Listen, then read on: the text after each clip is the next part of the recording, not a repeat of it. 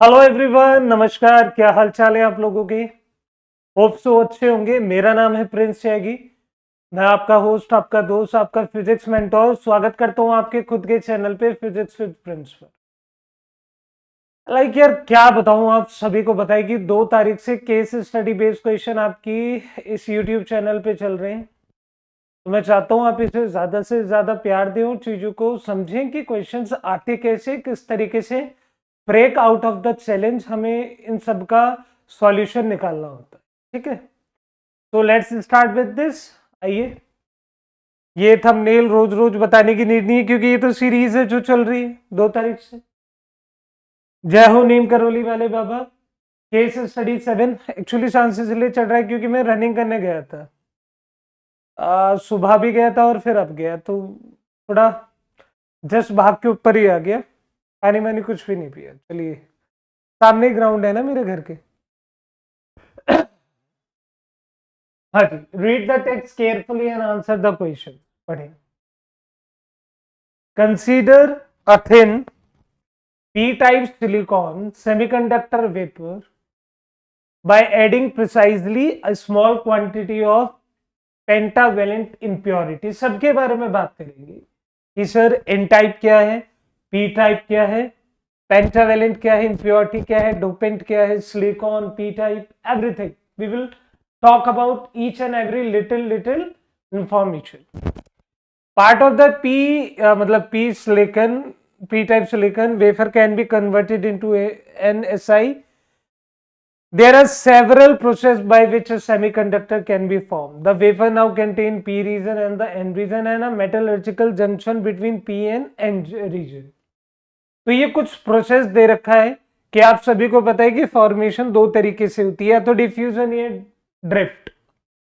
अगर हम N type की बात करें तो इलेक्ट्रॉन्स की नंबर ज्यादा होता है, और in p type the concentration of holes is more than the concentration of electrons during the formation of p n junction and due to the concentration gradient across p and n sides, hole diffuse from p side and the n electron diffuse from n to p side. This motion gave rise to diffusion current across the junction.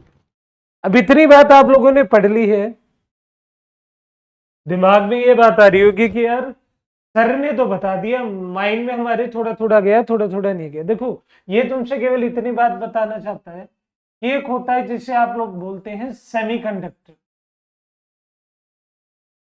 फिर अभी semiconductors क्या होते हैं भाई? देखिए, simple कहानी है, आपको थोड़ा साइड में बता देता हूँ। 3 तरह की चीज होती है।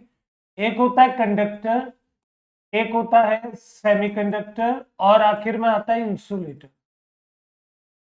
अगर मैं सीधी सीधी बात करूं तो आपको कुछ इस तरीके से समझ आएगी कि जो चीजें कंडक्ट करता हो, इलेक्ट्रिसिटी को कंडक्ट करता हो कंडक्टर, नहीं करता हो इंसुलेटर, और जो जबरदस्ती कराया जाए उसे कहते हैं सेमीकंडक्टर।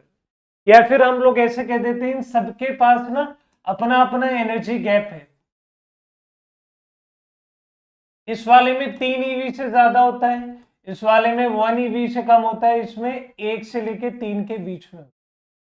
यहाँ पे कुछ बैंड होते हैं, जैसे वैलेंस बैंड होता है, कोई कंडक्शन बैंड होता है, तो इलेक्ट्रॉन का आदान प्रदान। ये तो थ्योरी है, इसे तो हम कभी एटम में डिटेल में समझ लेंगे, लेकिन अभी बात है सेमीकंडक्टर। भाई देखो, सेमीकंडक्टर 2 तरीके का होता है। सबसे पहली बात होता है इंट्रिंसिक सेमीकंडक्टर और एक होता है एक्सट्रिंसिक सेमीकंडक्टर। इंट्रिंसिक मतलब इंटरनल प्योर, एक्सट्रिंसिक एक्सटर्नल मतलब बाहर से लाके कुछ जोड़ दिया गया है। अगर मैं आपको इंट्रिंसिक की बात करूं, फॉर एग्जांपल क्या ले सकते हैं? Silicon, germanium, gallium. ठीक, तो आप सपोज करो यहाँ पे सिलिकॉन की बात है, तो आप सभी को पता है कि जो सिलिकॉन होता है, सिलिकॉन का एटॉमिक नंबर कितना होता है? 14। तो 2 8 4 इसकी कॉन्फ़िगरेशन हो गई, है ना? ये इसकी कॉन्फ़िगरेशन हो गई। अगर मैं कॉन्फ़िगरेशन के अकॉर्डिंग देखूं तो इसके 4 हाथ दिए हैं भगवान, और इसकी रॉ स्टेट में मतलब सिलिकॉन अपने इंट्रिंसिक स्टेट के अंदर कभी भी एनर्जी को कंडक्ट नहीं करता। मतलब इंट्रिंसिक फॉर्म में ये सारे किसकी तरह बिहेव करते हैं? ये सारे बिहेव करते हैं इंसुलेटर्स। लेकिन मैं चाहता हूं कि यार इसमें कुछ ऐड कर दूं ताकि ये सब कुछ क्या बन जाए, एक्सट्रिंसिक। तो इंट्रिंसिक और एक्सट्रिंसिक में यही अंतर है कि ये कंडक्टर है, मतलब कंडक्टर की तरह बिहेव करता है, ये इंसुलेटर। ये प्योर है और ये इम्प्योर है। ऐसा क्यों सर? भाई देखो, एक्सट्रिंसिक भी दो तरीके के होते हैं, वो दो तरीके के, अब सुन लो। अगर तुमसे कल को कोई पूछने लगे कि एक्सट्रिंसिक सेमीकंडक्टर के बारे में आप कहना क्या चाहते हैं, तो आप कहना भाई दो तरीके के, पी टाइप और दूसरा होता है क्या, एन टाइप। मेरी बात सबको समझ आ गई? अब फॉर एग्जाम्पल मैं आपको जल्दी से आसान शब्दों में समझाना चाहूंगा। जैसे सिलिकॉन है, भाई सिलिकॉन के चार हाथ है। अब आप चाहते क्या है? भाई पी टाइप ये कहता है कि इसके अंदर ना खाली जगह ज्यादा बन जाए, मतलब होल्स बन जाए। होल्स तब बनते हैं जब बॉन्ड टूट जाता है और उसे भरने के लिए कोई नहीं आता। अब सपोज करो बहुत सारे सिलिकॉन के ऐसे एटम दे रखे हैं ये, और कल को मैंने क्या करा, मैंने सिलिकॉन को हटा के, सिलिकॉन को हटा के, आपको पता है सिलिकॉन कौन से ग्रुप में आता है? 14th ग्रुप में। मतलब इसके पास आखिर में कितने इलेक्ट्रॉन है? 4 इलेक्ट्रॉन। अगर मुझे यहाँ पे होल बनाना है तो एक बॉन्ड कम करना पड़ेगा, और ऐसा करने के लिए मुझे क्या करना पड़ेगा? मुझे 13 ग्रुप का कोई भी एक ऐसा एलिमेंट उठा के इसमें डाल देना। 13 ग्रुप में कौन सा है पता है आपको? मैं बताऊं? बता रही हूं। सुना है कभी बैंगन आलू गाजर इन थैला, है ना? तो आप उठा के है जर्मेनियम डाल दे। चलो मैंने जर्मेनियम डाल दी, उसके 3 हाथियां, होल बन गए। तो इस तरीके से अब यह होल बन गया, तो इस तरफ जहां कहीं सिलिकॉन रखा होगा, यहाँ पे, यहाँ कहीं सिलिकॉन रखा होगा, अब होगा क्या, ये वाला इलेक्ट्रॉन उठेगा और यहाँ पे आ जाएगा। ऐसी अगर सिलिकॉन यहाँ रखा होगा तो यहाँ खाली जगह हो जाएगी, इलेक्ट्रॉन यहाँ आ जाएगा। आखिर में यहाँ पे एक तरीके का करंट बन जाएगा, और आप सभी को पता है कि जहां पे करंट बन जाएगा वहीं पे कंडक्टेंस या कंडक्टिविटी अराइज हो जाती है। और इसी तरह के करंट को हम लोग कहते हैं डिफ्यूजन करंट, कहीं पे कह देते हैं ड्रिफ्ट करंट। ये जुड़ते कैसे हैं उसके भी बारे में बाद में बात करेंगे। भाई जब P और N को हम जोड़ देते हैं, जब आविष्कार होता है डिफ्यूजन करंट का। क्या भैया यहाँ से होल टूट के इधर जा रहे, इलेक्ट्रॉन टूट के इधर आ रहे। सर एन टाइप वाले में क्या केस है? भाई सपोज करो सिलिकॉन ऐसे रखा है ये, और तुम्हें पसंद नहीं आ रहा ये लो। मैंने कहा ठीक है नहीं पसंद आ रहा, सिलिकॉन का एक पार्ट उठाओ और यहाँ पे क्या लगा दे, तो क्या लगा है टीपू, हाँ तो नाइट्रोजन फॉस्फोरस लगा दो लो। एक पार्ट उसका एक्स्ट्रा है, क्यों? क्योंकि फॉस्फोरस आपके कौन से ग्रुप में आता है? 15 ग्रुप में। अगर 15 ग्रुप में आ रहा है तो वैलेंसी कितनी होगी? 2 8 5, पीछे है 5, और पीछे 5 होने की वजह से इसे कहते हैं पेंटावैलेंट। क्या कहते हैं? पेंटावैलेंट। इसे क्या कहते हैं? ट्राईवैलेंट। मेरी बात समझ आ गई? जिसकी जो वैलेंसी, उसे वही नाम दे देते हैं। और भाई सुनो, जो बाहर से जोड़ रहे होते हैं इसे कहते हैं इम्प्योरिटी। क्या कहते हैं? इम्प्योरिटी, क्योंकि इसे इम्प्योर कर रहा है। ये तो बेचारा पहले से प्योर था ना। इम्प्योर तो बाहर वाले ने आके करा, 13 ग्रुप ने और 15 ग्रुप ने। तो देखो एन टाइप के पास इलेक्ट्रॉन्स होते हैं, अलग से लिखवा रहा हूं। एन टाइप्स के पास इलेक्ट्रॉन्स होते हैं और इनके पास क्या होते हैं? होल्स होते हैं। दोनों के पास दोनों चीजें, लेकिन पी टाइप में होल्स अधिक होते हैं और एन टाइप में इलेक्ट्रॉन अधिक होते हैं। लाइक आप लोग देखें ना कि अगर ह्यूमन के अंदर दो कैटेगरी हमने ब्रॉडली बेसिस पे बात करी, अब तो अलाउ थर्ड कैटेगरी को भी कर दिया इन लोगों ने, कि अगर हम ह्यूमन के अंदर मैन को देखें, मेल को देखें, तो भाई उसके अंदर तीनों हार्मोन है, टेस्ट्रॉन, प्रोजेस्ट्रॉन, ईस्ट्रोजन, बस उसमें टेस्ट्रॉन की मात्रा अधिक है। ऐसी अगर हम फीमेल में देखें तो टेस्ट्रॉन, ईस्ट्रोजन और प्रोजेस्ट्रॉन, उसमें टेस्ट्रॉन की मात्रा कम है। अब आ गई मेरी बात समझ? ऐसी केस यहाँ। तो आप सभी को ये सारी बात समझ आ गई होगी, और मैं आशा करता हूं कि अब जो हम देखने जा रहे हैं क्वेश्चंस, आप उनको जल्दी से फटाफट आंसर सारे बता दें, है ना? चलो, how can a P type semiconductor be converted into N type? Sir P type में क्या होते हैं? सर पी टाइप में होल्स होते हैं। अब ये होल्स को भरने के लिए मुझे किसकी रिक्वायरमेंट है? सर एन टाइप में क्या ज्यादा होते हैं? इलेक्ट्रॉन्स। तो अगर पी टाइप सेमीकंडक्टर को भरना चाहते हैं तो ऑब्वियसली पहली बात है पी टाइप सिलिकॉन सेमीकंडक्टर होने चाहिए, सिलिकॉन से।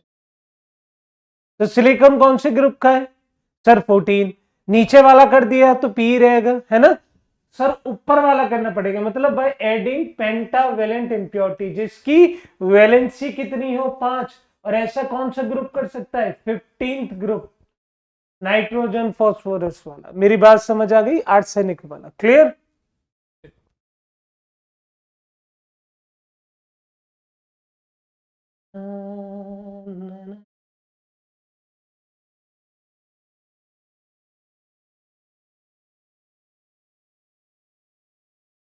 हाँ जी भाई साहब, अब बताइए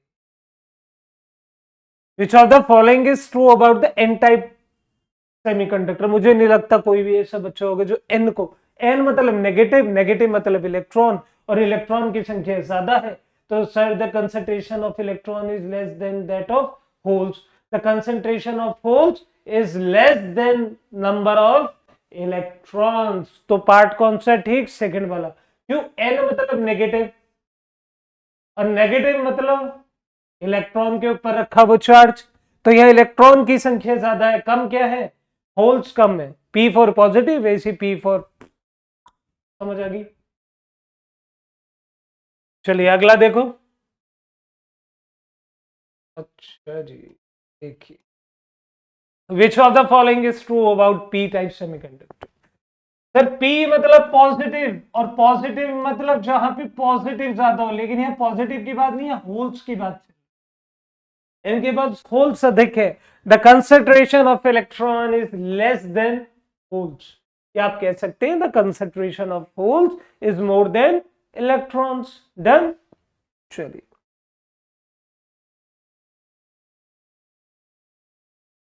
हाँ जी, इसके बारे में बात करें, डिफ्यूजन करंट क्या होता है। Which of the following is the reason about the diffusion current, क्या रीजन हो सकता है अभी बताए।